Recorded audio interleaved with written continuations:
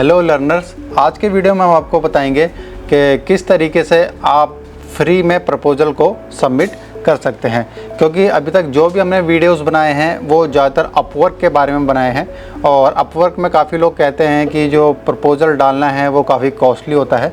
तो आज हम आपको बताएंगे कि किस तरीके से आप freelancer.com पे प्रपोज़ल डाल सकते हैं।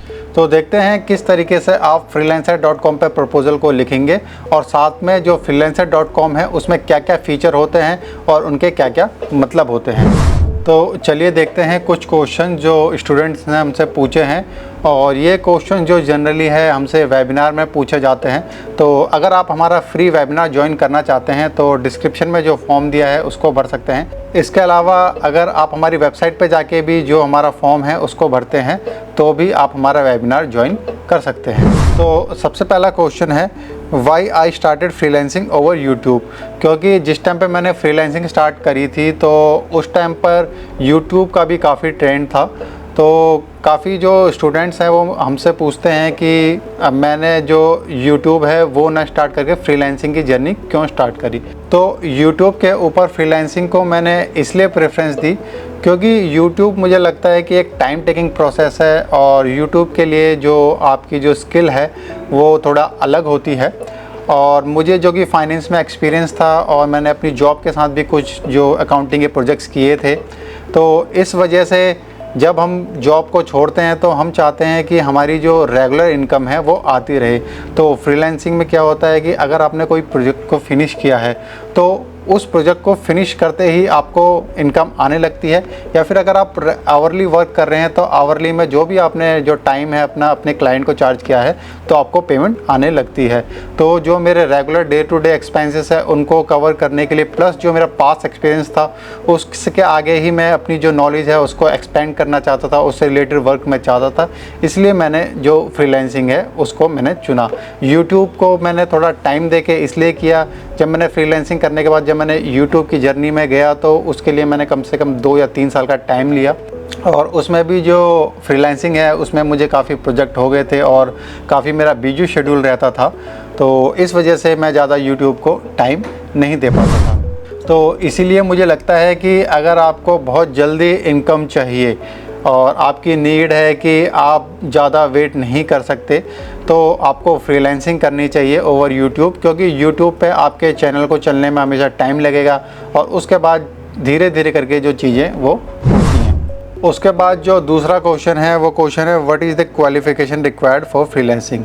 तो फ्रीलांसिंग के लिए क्या क्वालिफ़िकेशन की ज़रूरत है, तो इसके लिए मैं आपको बता दूं कि अगर आप एक चार्टर्ड अकाउंटेंट हैं तो भी आप फ्रीलांसिंग कर सकते हैं और अगर आप एक 12th पास आउट भी हैं तो भी आप फ्रीलांसिंग कर सकते हैं। तो फ्रीलांसिंग में जो एजुकेशन है वो ज़्यादा इम्पोर्टेंट नहीं है, आपकी स्किल ज़्यादा इम्पोर्टेंट है। तो ये ही चीज़ मुझे फ्रीलांसिंग में अच्छी लगती है कि यहाँ पर आप एक चार्टर्ड अकाउंटेंट हैं, एमकॉम है, बीकॉम है, एमबीए हैं या 12th पास आउट हैं, अगर आप एक हार्ड वर्किंग इंडिविजुअल हैं तो आप जो फ्रीलांसिंग है उसकी जर्नी को स्टार्ट कर सकते हैं।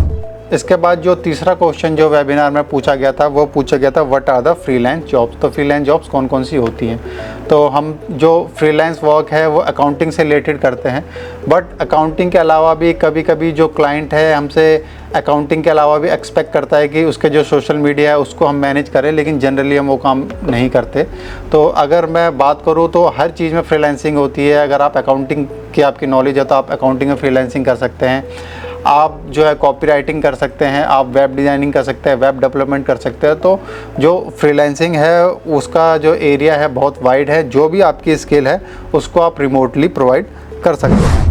अगर मैं सिर्फ अकाउंट और फाइनेंस में फ्रीलांसिंग वर्क की बात करूं तो आप एपी की जॉब कर सकते हैं, आप एआर की जॉब कर सकते हैं, आप बुक कीपर की जॉब कर सकते हैं और आप किसी की जो इनकम टैक्स रिटर्न है वो फाइल कर सकते हैं। इस तरीके से अकाउंटिंग में डिफरेंट जॉब फ्रीलांसिंग में होती हैं। उसके बाद जो अगला क्वेश्चन एक स्टूडेंट ने पूछा था वो पूछा था Y are we making freelance videos. तो हम जो फ्रीलांस वीडियोस है वो क्यों बनाते हैं यूट्यूब पे और जनरली जो क्लासेस है लाइव क्लासेस क्यों नहीं देते ज़्यादा। तो YouTube पे जो वीडियोस बनाने का मेन रीज़न है वो है कि हम चाहते हैं कि जो ज़्यादा से ज़्यादा जो फ्रीलांसर हैं वो इंडिया से हों। जैसे कि आप जो स्क्रीन है उस पर देख सकते हैं कि जो इंडिया है वो जो फ़िलीपींस है उसके भी नीचे है, जो कि इंडिया अगर हम पॉपुलेशन में कहें और मैन पावर में कहें तो उनसे काफ़ी आगे है। तो सबसे पहले USA है, UK है, फिर ब्राज़ील है, फिर पाकिस्तान है, फिर यूक्रेन है, फ़िलीपींस है, फिर उसके बाद इंडिया है। जो लोग हैं उनको ज़्यादा से ज़्यादा फ्रीलांसिंग के बारे में अवेयरनेस हो और वो फ्रीलांसिंग को स्टार्ट करें। इसीलिए हमने काफ़ी वीडियोस बनाए हैं जिसमें हमने जो फ्रीलांसिंग की स्किल है, जो अकाउंटिंग की स्किल है उसके बारे में हमने बताया है।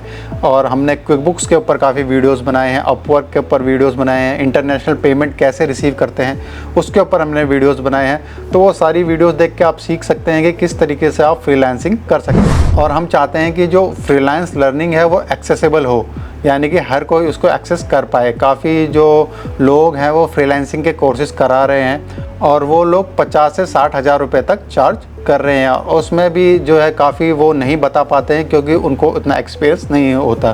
तो हमारा जो भी पास्ट में एक्सपीरियंस है वो हम शेयर करना चाहते हैं। तो हम नहीं चाहते कि कोई भी जो स्टूडेंट है या फिर जो रिमोट लोकेशन में रहता है वो 50 या 60,000 पे कर सकता है। तो अगर वो कोर्स को बाय नहीं करना चाहता तो हमारे YouTube चैनल पे जाके जो वीडियोस है उनको देखे और उनसे वो कॉन्फिडेंस ले कि हाँ वो भी फ्रीलांसिंग कर सकता है। और अगर वो फुल टाइम जॉब चाहता है तो फ्रीलांसिंग में भी वो फुल टाइम जॉब कर सकता है। तो चलिए स्टार्ट करते हैं आज का वीडियो कि किस तरीके से आप जो freelancer.com है उस पर प्रपोज़ल को सबमिट करेंगे और अपने चांसेस को इंक्रीज़ करेंगे। तो हम जो freelancer.com है उसके जो डैशबोर्ड है उस पर आ गए हैं। तो डैशबोर्ड की स्क्रीन पे आने के बाद हमें ब्राउज़ पे आना है और ब्राउज़ के पे आने के बाद हमें जो प्रोजेक्ट है इसको सेलेक्ट करना है। तो जैसे ही हम प्रोजेक्ट को सिलेक्ट करेंगे तो जितने भी जो हमारी स्किल है उससे रिलेटेड जो जॉब्स हैं वो शो होने लग जाएंगी। तो यहाँ पर जो बुक कीपिंग है उससे रिलेटेड ज़्यादा जॉब्स नहीं है। तो यहाँ पे हमने जो फीचर्ड सेलेक्ट किया हुआ है इसकी वजह से जो जॉब पोस्ट है वो कम शो हो रही हैं। तो हमने उस फिल्टर को हटा लिया है। तो अब हम देखेंगे कि काफ़ी सारी जो जॉब्स हैं अब हमें वो शो होने लग गई है। तो एक एक करके देखते हैं कि किस फीचर का क्या मतलब होता है। तो अगर यहाँ पे आप शो एडवांस ऑप्शन पे जाते हैं तो अगर आप कोई जो वर्ड है उससे सर्च करना चाहते हैं तो उसे सर्च कर सकते हैं। तो इसका हम जनरली यूज़ नहीं करते।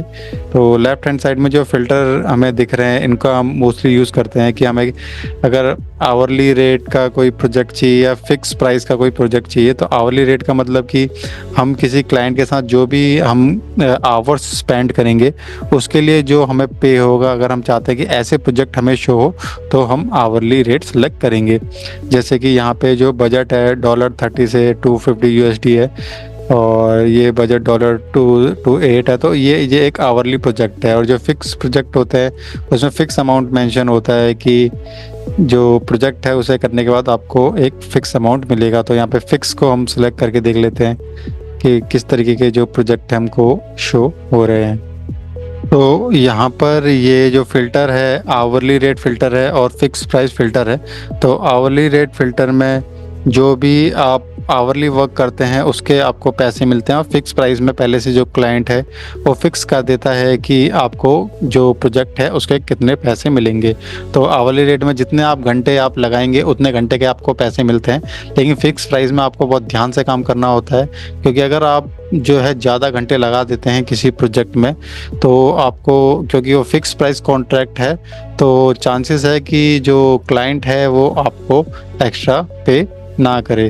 तो फिक्स प्राइस में भी कितना आप मिनिमम और मैक्सिमम मेंशन करना चाहते हैं वो आप यहाँ पे मेंशन कर सकते हैं। आवरली रेट में आप कितना मेंशन करना चाहते हैं वो भी आप यहाँ पे मेंशन कर सकते हैं कि जैसे कि अगर हमारा जो रेट है वो $20 पर आवर है तो हम यहाँ पे 20 लिख सकते हैं। मैक्सिमम हमारा रेट क्या है वो हम यहाँ पे मेंशन कर सकते हैं। स्किल में हम किस तरीके की जो जॉब्स है उस पर हम काम करना चाहते हैं तो हम जो जनरली जो देखते हैं वो बुक कीपिंग और फाइनेंस से रिलेटेड जो जॉब्स हैं उनको देखते हैं। प्लस हम जो ऊपर सर्च फीचर है उसको भी हम यूज़ करते हैं।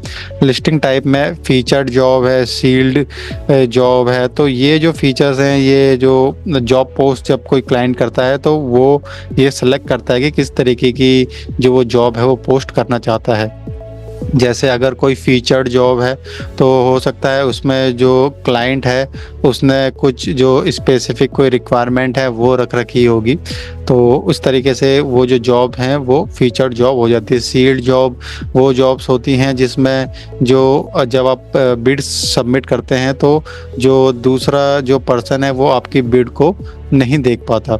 एनडीए जो जॉब है वो होती है नॉन डिस्क्लोजर जो जॉब्स होती हैं, उसमें जो एक आप एनडीए साइन करते हैं, नॉन डिस्क्लोजर एग्रीमेंट, तो इसमें जो क्लाइंट है अगर वो चाहता है कि आप कुछ भी जो क्लाइंट की जो डिटेल है वो डिस्क्लोज ना करें, तो उस केस में जो क्लाइंट है वो एनडीए के साथ जो जॉब है उसको पोस्ट करता है। तो आप जब ये एनडीए साइन करते हैं तभी आप वो जो जॉब है उसके लिए आप अवेलेबल होते हैं। अर्जेंट जॉब्स जो क्लाइंट है उसकी कोई अर्जेंट रिक्वायरमेंट है तो उस केस में जो क्लाइंट है वो अर्जेंट जॉब को पोस्ट करता है, और इससे पता लग जाता है किसी फ्रीलांसर को कि हाँ जो क्लाइंट है वो किसी फ्रीलांसर को अर्जेंटली हायर करना चाहता है, तो उसको अकॉर्डिंग जो फ्रीलांसर है अपने प्रपोजल में चेंजेस कर सकता है। इसके अलावा आती हैं रिक्रूटर। अगर कोई रिक्रूटर टाइप की कोई जॉब है, आईपी एग्रीमेंट, अगर कोई एग्रीमेंट साइन करना है तो उस केस में ये आईपी एग्रीमेंट टाइप की जो जॉब है वो पोस्ट होती है। इसमें जो टर्म एंड कंडीशन है वो ज़्यादा होती हैं, और जो भी आप प्रोडक्ट क्रिएट कर रहे हो, जैसे अगर आपने कोई सॉफ्टवेयर बनाया है तो उसमें आप जो क्लाइंट है उसके साथ एग्रीमेंट करते हो कि जो फाइनल प्रोडक्ट होगा उस पे जो ऑनरशिप होगी वो क्लाइंट की होगी। तो इसको बहुत ध्यान से आपको करना होता है, क्योंकि जो आईपी एग्रीमेंट है या एनडीए टाइप के जो ये प्रोजेक्ट हैं इसमें आप जो इनके डेटा है वो आप शेयर नहीं कर सकते किसी भी प्लेटफॉर्म पे, अदरवाइज़ ये इसमें जो क्लाइंट है वो कंप्लेंट कर सकता है और आपकी जो पेमेंट है वो रुक सकती है, या उसके अलावा भी आगे कुछ हो सकता है। इसके बाद प्रोजेक्ट लोकेशन, जो अगर आपकी जो प्रेफरेंस है कि आप यूएसए में ही जो जॉब है वो करना चाहते हो, या फिर यूएसए में जो पर्टिकुलर फिलाडेल्फिया है, पेंसिल्वेनिया है या टेक्सास है, तो अगर आप कोई पर्टिकुलर लोकेशन चूज़ करना चाहते हो तो वो लोकेशन आप चूज़ कर सकते हो। अगर आप कंट्री सेलेक्ट करना चाहते हो जैसे इंडिया, यूएसए या किसी पर्टिकुलर कंट्री का कोई प्रोजेक्ट करना चाहते हो तो आप यहाँ पे कंट्री सेलेक्ट कर सकते हो। लैंग्वेज आप सेलेक्ट कर सकते हो, बाय डिफ़ॉल्ट हमने यहाँ पे इंग्लिश लिखी हुई है, तो अगर आप कोई दूसरी लैंग्वेज में प्रोजेक्ट ढूंढ रहे हैं तो आप वो सेलेक्ट कर सकते हो। तो यहाँ पे इसके अलावा जो हमें फ़िल्टर में जो मिलता है वो लेटेस्ट होता है और उसके अलावा ओल्डेस्ट होता है। तो जनरली जो बाय डिफ़ॉल्ट ये लेटेस्ट ही है, और लेटेस्ट ही इसको होना चाहिए, क्योंकि हम चाहते हैं कि जो जॉब पोस्ट जो अभी हुई है उस पर हम जो प्रपोज़ल है उसको सबमिट करें, क्योंकि जो अभी जॉब पोस्ट हुई है तो इसका मतलब कि जो क्लाइंट है वो एक्टिव है और आपका जो प्रपोज़ल है उसको अभी वो रीड कर सकता है। जो ओल्ड जॉब पोस्ट है वो हो सकता है कि क्लाइंट ने वो पोस्ट करने के बाद उसका जो माइंड है वो चेंज हो गया है, तो ऐसा कोई रीज़न हो सकता है। तो हमारी कोशिश ये रहती है कि जो लेटेस्ट जो जॉब्स है उस पर हम पहले अप्लाई करें। उसके अलावा जो दूसरा फ़िल्टर है वो ओल्डेस्ट जॉब का है। ओल्डेस्ट जॉब्स में ये होता है कि जो पुरानी जो जॉब्स हैं वो आपको पहले शो होती हैं, जैसे कि यहाँ पे अगर हम इसको ओल्डेस्ट कर देते हैं तो जो पुरानी जो जॉब्स होंगी वो हमको यहाँ पे पहले शो होंगी, जैसे 7 डेज़ अगो 7 डेज़ अगो 7 डेज़ अगो, तो 7 दिन पहले की हमें जॉब शो हो रही है। तो जो बाय डिफ़ॉल्ट अगर ये लेटेस्ट है तो इसको आप लेटेस्ट ही रहने दें। तो लेटेस्ट में हमें 2 घंटे पहले ही ये क्लाइंट ने प्रोजेक्ट या फिर ये जॉब पोस्ट करी है, तो हो सकता है क्लाइंट अभी भी अवेलेबल हो। तो जैसे ही आप इसमें प्रपोज़ल डालें या कवर लेटर डालें तो क्लाइंट से आपका जो इंटरेक्शन है वो स्टार्ट हो जाए। तो इस तरीके से हम जो लेटेस्ट जो जॉब पोस्ट है उस पे ही काम करने की कोशिश करते हैं। और इसके बाद जो अगले नंबर पे आता है वो आता है लोएस्ट प्राइस। अगर जो क्लाइंट है उसका जो बजट है वो लोएस्ट प्राइस वाला है तो उस पे अगर आप बिड करना चाहते हैं तो वो आप कर सकते हैं। जैसे कि जो न्यू फ्रीलांसर है उनका ज़्यादा से ज़्यादा कोशिश होती है कि वो अपने प्रोफाइल पे रेटिंग्स को लें, तो रेटिंग लेने के लिए हो सकता है कि जो ये लोएस्ट प्राइस वाला जो शॉर्ट का जो फीचर है उसको यूज़ करें। और इसके अलावा जो अगला है वो उसका जस्ट अपोजिट है हाईएस्ट प्राइस। अगर आप जो हाईएस्ट प्राइस के जो प्रोजेक्ट है उनको देखना चाहते हैं तो हाईएस्ट प्राइस को आप यहाँ पे सिलेक्ट कर सकते हैं। इसके अलावा जो फ्यूएस्ट बिड्स, तो जो फ्यूएस्ट बिड्स है वो इसलिए यूज़ होता है कि जो नंबर ऑफ जो प्रपोजल है या नंबर ऑफ जो लोगों ने जो अप्लाई किया है वो कम लोगों ने अप्लाई किया हो, तो उसके लिए अगर आप देखना चाहते हैं ऐसी जो जॉब्स देखना चाहते हैं जिसमें कम लोगों ने अप्लाई किया है तो आप जो ये फ्यूएस्ट बिड्स है इसको आप देखेंगे और इससे भी काफ़ी फ़ायदा होता है क्योंकि फ्यूएस्ट बिड्स में कंपटीशन हो सकता है कि कम हो। और इसके बाद ये मोस्ट बिड्स अगर आप देखना चाहते हैं जहाँ पे कंपटीशन बहुत ज़्यादा हो, उन अगर बिड्स को आप देखना चाहते हैं तो ये मोस्ट बिड्स पे आप जा सकते हैं और उन जॉब्स को आप देख सकते हैं। तो जनरली जो लोग हैं वो उनकी जो मैंने देखा है जो है वो दो तरीके की चीज़ों में ज़्यादा इंटरेस्टेड होते हैं। एक तो वो लेटेस्ट होना चाहिए, दूसरा जो फ्यूएस्ट जो बिड्स है वो होना चाहिए। तो ये दो चीज़ों पे ज़्यादा लोगों का फोकस होता है। तो ये तो हो गया जो फिल्ट्रेशन जो इसमें अवेलेबल है। इसके बाद आगे देखते हैं कि किस तरीके से आप जो freelancer.com है उस पर एक प्रपोजल को क्रिएट कर सकते हैं। तो यहाँ पे बहुत सारी जो जॉब्स हैं वो दिख रही हैं। इसके अलावा क्विक बुक्स की भी हमने कोई फ़िल्टर यूज़ नहीं किया है लेकिन फिर भी क्विक बुक्स की जॉब दिख रही है।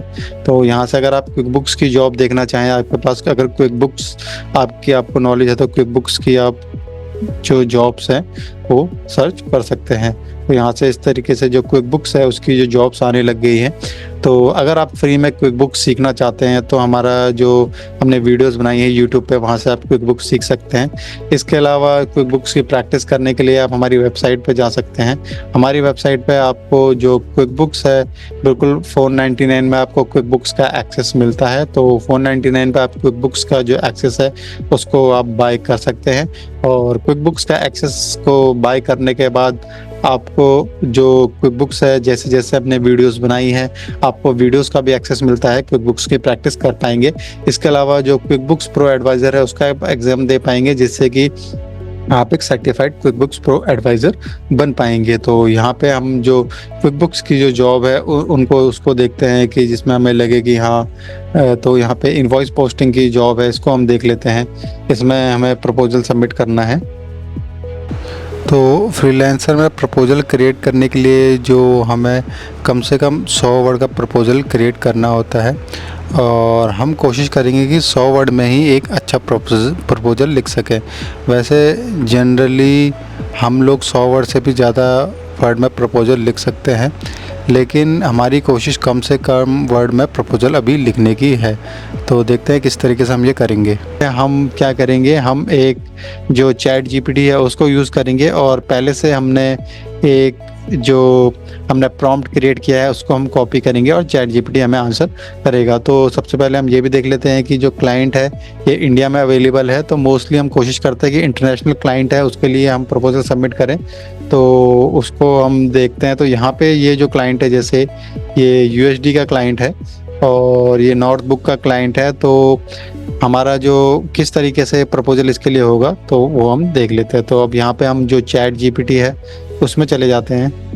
तो ये हम यहाँ पे हमारे जो चैट जीपीटी है उस पे आ गए हैं और इसके लिए हमने एक प्रॉम्प्ट क्रिएट किया है। उस प्रॉम्प्ट को हम यहाँ पे कॉपी और पेस्ट कर लेते हैं। सेम प्रॉम्प्ट आपको डिस्क्रिप्शन में मिल जाएगा अगर आप यूज़ करना चाहते हैं। तो आप थोड़े से इस प्रॉम्प्ट में चेंजेस करेंगे और उसके बाद आप इस प्रॉम्प्ट को यूज़ कर पाएंगे। चैट जीपीटी की हेल्प से आप हर बार एक अलग जो प्रपोजल क्रिएट कर पाएंगे जिससे कि जो क्लाइंट है उसको ये नहीं लगेगा कि बार बार जो प्रपोजल है वो कॉपी पेस्ट हो रहा है। तो यहाँ पे जो हमारा प्रॉम्प्ट है उसको हम पेस्ट कर लेते हैं चैट जीपीटी में। तो हमने जो चैट जीपीटी है उसमें अपना जो प्रॉम्प्ट है उसको कॉपी पेस्ट कर लिया है और इसके ऊपर हम क्या करेंगे, इसके ऊपर ही हम जो हमारा जो रिक्वायरमेंट है क्लाइंट की उसको कॉपी पेस्ट कर लेते हैं। तो देख लेते हैं हमारे जो क्लाइंट है उसकी रिक्वायरमेंट क्या है।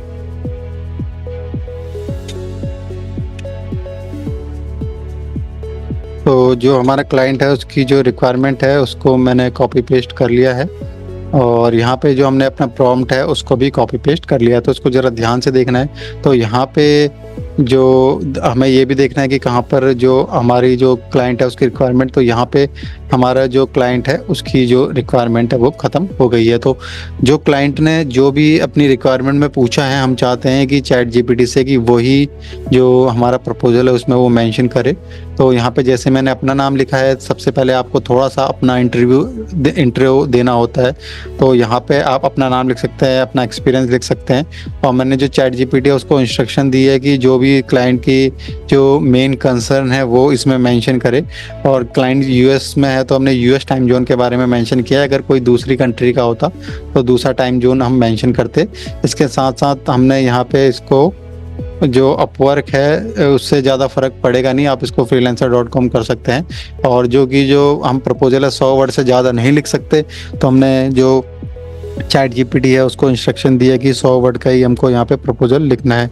उसके बाद हमने एक थोड़ा स्मार्ट वर्क ये किया है कि क्योंकि जो अपवर्क है वहाँ पे आप अपना जो सैम्पल वर्क है वो आप क्रिएट कर सकते हो, लेकिन आप फ्रीलांसर जो .com है वहाँ पे जो आपके सैम्पल है उसको आप क्रिएट करके उनको अटैच नहीं कर सकते हो। क्रिएट करने का मतलब है कि आप जो फ्रीलांसिंग प्लेटफॉर्म है उस पर अटैच करना है, तो अपवर्क में आप अटैच कर सकते हो लेकिन freelancing.com पर अटैच नहीं कर सकते। तो उसके लिए हमने जो गूगल ड्राइव है वहाँ पे अपना जो डॉक्यूमेंट है या जो प्रोजेक्ट वर्क है उसको सेव किया और साथ में उसका लिंक दिया। और इसके अलावा आप एक अपना छोटा सा इंट्रो बना सकते हो, उस इंट्रो को आप यूट्यूब पे प्राइवेट कर सकते हो और उसका जो लिंक है वो शेयर कर सकते हो। तो उसके बाद हम जो चैट जीपीटी है उसको इंस्ट्रक्शन दे देते हैं। तो यहाँ से जो चैट जीपीटी है उसने काम करना स्टार्ट कर दिया है। तो देखते हैं कि किस तरीके का जो प्रपोजल है वो चैट जीपीटी ने क्रिएट किया है। तो यहाँ पे चैट जीपीटी ने बिल्कुल परफेक्टली, क्योंकि यहाँ पे जो क्लाइंट है उसकी रिक्वायरमेंट होगी बुक बजटिंग फोरकास्टिंग की, तो उससे रिलेटेड जो चीज़ें हैं वो चैट जीपीटी ने लिखी हैं। तो यहाँ पे जैसे बुक कीपिंग फाइनेंशियल बजटिंग के बारे में लिखा है, तो वो सारी चीज़ें जो मेन पॉइंट है वो इसने चैट जीपीटी ने यहाँ पे मेंशन किया है। और सैम्पल वर्क में हो सकता है कि ये यहाँ पे जो लिंक है वो पेस्ट ना हो, तो इस केस में आप क्या कर सकते हैं कि जो कॉपी पेस्ट कर सकते हैं, जो लिंक आपने यहाँ पे दिया है इसको आप कॉपी करके पेस्ट कर सकते हैं। तो सिंपली यहाँ पे इसने कर दिया है। तो यहाँ पे हम इसको, अगर आपके पास क्लाइंट का नाम नहीं पता तो क्लाइंट का नाम हम यहाँ नहीं लिखेंगे। तो यहाँ पे ये इंट्रो वीडियो हो गया, यहाँ पे इस तरीके से हो गया। और यहाँ पे हम इसको जस्ट कॉपी कर लेते हैं और जो हमारा प्रपोजल है वहाँ पे उसको हम पेस्ट कर लेते हैं। यहाँ पे हमने इसको पेस्ट कर लिया है। तो इस तरीके से क्लाइंट का हमें नाम नहीं पता है, और एक बार जो भी आप प्रपोजल क्रिएट करें उसको आपको एक बार ज़रूर रीड करना है और देखना है कि जो चैट जीपीटी है उसने जो क्लाइंट है उसकी रिक्वायरमेंट के अकॉर्डिंग ही जो प्रपोजल क्रिएट किया हो। जो चीज़ें क्लाइंट ने बोली है जैसे प्रॉपर्टी मैनेजमेंट कंपनी, ये सारी चीज़ें भी आप चाहें तो अपने प्रपोजल में मेंशन कर सकते हैं, लेकिन यहाँ पे सिर्फ आपको 100 वर्ड्स ही मिलते हैं, तो आपको बहुत सोच समझ के जो चीज़ें हैं वो लिखनी है। इसके साथ साथ जब आप गूगल डॉक में जब आप अपने सैम्पल वर्क देंगे तो साथ में आप अपना जो क्विकबुक्स प्रो एडवाइज़र है उसका सर्टिफिकेशन भी अटैच कर सकते हैं। क्विकबुक्स प्रो एडवाइज़र का सर्टिफिकेशन कैसे लेना है वो हमने आपको बताया है, तो उसके लिए आप हमारी यूट्यूब की वीडियोस देख सकते हैं। और अगर उसके प्रैक्टिस करना चाहते हैं तो हमारी वेबसाइट पे जाके जो क्विकबुक्स है उसकी आप जो एक्सेस है उसको बाय कर सकते हैं और उसके बाद जो क्विकबुक्स है उसकी प्रैक्टिस कर सकते हैं। तो यहाँ पे ये हमने सब कुछ कर लिया है। एक जो सबसे इम्पॉर्टेंट चीज़ है, आप आवरली रेट कितना रखना चाहते हैं और कितने घंटे आप काम करना चाहते हैं एक हफ्ते में, वो आपको मेंशन करना है। तो हम यहाँ पे जो आवरली रेट है वो हम 12 रखते हैं, और जो वीकली हम फुल टाइम के लिए अवेलेबल हैं, क्योंकि एक न्यू फ्रीलांसर का अकाउंट है वो फुल टाइम के लिए अवेलेबल है, तो वो हम कर लेते हैं। और यहाँ पे हम यूएसडी में क्लाइंट को चार्ज करना चाहते हैं तो हमने यूएसडी कर दिया है। इसके अलावा जो freelancer.com है वो भी कुछ इंस्ट्रक्शन हमको दे रहा है, और ये काफ़ी इम्पॉर्टेंट इंस्ट्रक्शन है, जैसे कि स्कैम से उनसे बचना है। और उसने बताया भी है कि क्या है उसके बारे में। If you are being asked to pay security deposit और if you are being asked to chat on Telegram, WhatsApp और another messaging platform, it is likely a scam, report this project और कॉन्टैक्ट सपोर्ट फॉर असिस्टेंस। तो अगर आपको कोई भी security deposit के लिए पैसे मांगता है और आपसे कोई चैट करना चाहता है टेलीग्राम पे, व्हाट्सएप पे या फिर किसी भी मैसेजिंग प्लेटफॉर्म पे, तो वो एक स्कैम हो सकता है। और हमने जो क्लाइंट को रिलेटेड जो भी रेड फ्लैग होते हैं, आपको क्या क्या चीज़ों का ध्यान रखना चाहिए, उसके लिए भी एक अलग से यूट्यूब पे वीडियो बनाया है, उसको भी आप देख सकते हैं, जिससे आप जो फेक क्लाइंट हैं उनसे आप बच पाएंगे। तो हमने सब कुछ यहाँ पे कर लिया है और यहाँ पे हमने कर देना है प्लेस बिड। तो यहाँ पर हमारा जो प्रपोज़ल है वो सबमिट हो चुका है। तो यहाँ पे हमने जो भी चीज़ें हैं वो सब चीज़ें लिख ली हैं। और आप अगर किसी दूसरे का प्रपोज़ल देख के सीखना चाहते हो कि किसी दूसरे ने किस तरीके से लिखा है और आप कंपेयर करना चाहते हो, तो यहाँ से जिन्होंने सील नहीं किए हैं अपने प्रोजेक्ट, उनके आप प्रोजेक्ट देख सकते हो। तो इससे भी आप आइडिया लगा सकते हो, देख सकते हो कि सबने इसी तरीके का, मोस्टली जो एक्सपीरियंस लोग होते हैं फॉर्मेट यूज़ करते हैं, सबसे पहले अपने बारे में बताते हैं, फिर वो क्लाइंट के बारे में जो थोड़ी बातचीत करते हैं। और ये एक स्पॉन्सर है, तो जो प्रीमियम यूज़र हैं वो अलग अलग तरीके की चीज़ें यूज़ करते हैं। जैसे यहाँ पे इन्होंने सील किया हुआ है, तो सील करने का मतलब है कि आप जो ये प्रपोज़ल है इसको आप नहीं देख सकते। और इस तरीके से ये भी सील है, ये भी सील है, यहाँ पे ये सील नहीं है, तो इसको आप देख पा रहे हैं और इसको आप रीड कर सकते हैं। तो इस तरीके से आप जो फ्रीलांसिंग डैट को तो इस तरीके से आप जो अपना प्रपोज़ल क्रिएट कर सकते हैं। अगर आपको ऐसा लगता है कि जो प्रपोज़ल है आप नहीं डालना चाहते इस जॉब के लिए और आपने गलती से डाल दिया है, तो आप इसको रीट्रैक कर सकते हैं। तो रीट्रैक करने के बाद आपका जो प्रपोज़ल है वो वापस आ जाता है। और इसमें एक चीज़ और ध्यान रखने वाली है कि आपकी जो प्रपोज़ल की रैंक है वो 65 है आउट ऑफ 76। तो यहाँ पे हमें तो टॉप पे दिख रहा है। टॉप पे इसलिए दिख रहा है क्योंकि हमने सबमिट किया है और हम अपने ही प्रोफाइल से देख रहे हैं। लेकिन अगर कोई जो क्लाइंट है वो जब इस प्रपोज़ल को देखेगा तो वो ये प्रपोज़ल को 65 नंबर पे देखेगा, तो ये थोड़ा उसके लिए नीचे होगा। तो लेकिन अगर आप न्यू फ्रीलांसर तो आपको डिसहार्ड ज़्यादा होने की ज़रूरत नहीं है। एक तो क्योंकि आप प्रपोज़ल डालोगे तो जितना आप प्रपोज़ल डालोगे उतना ज़्यादा आप सीखोगे। और जो दूसरी चीज़ है वो ये है कि अगर आप किसी फुल टाइम जॉब के लिए देख रहे हैं तो उसमें जो क्लाइंट है वो ज़्यादा से ज़्यादा इंटरव्यू करता है, तो हो सकता है कि आपको भी जो क्लाइंट है वो मौका दे इंटरव्यू करने का। तो ये कंप्लीट वीडियो था कि किस तरीके से आप freelancer.com पे प्रपोज़ल को सबमिट कर सकते हैं। और आई होप कि आज का वीडियो आपको जो है इन्फॉर्मेटिव लगा होगा। अगर आपका कोई क्वेश्चन है तो नीचे कमेंट बॉक्स में मेंशन कर सकते हैं।